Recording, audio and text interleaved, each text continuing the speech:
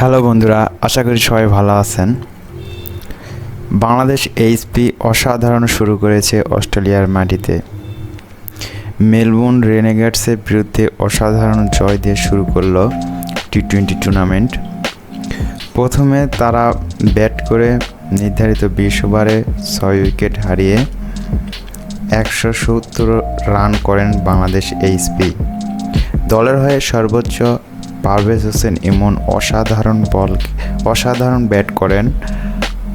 48 বল খেলে 69 রানের অসাধারণ একটি ইনিংস খেলেন।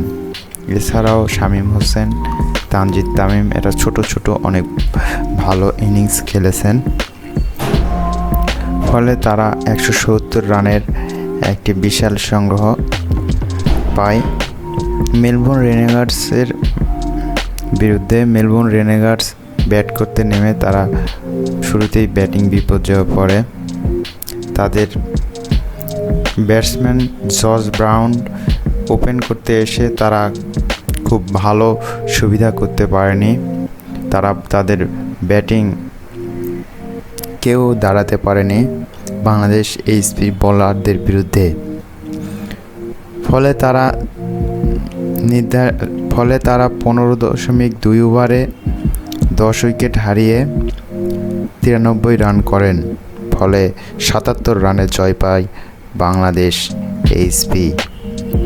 অসাধারণ শুরু বাংলাদেশ এইচপির।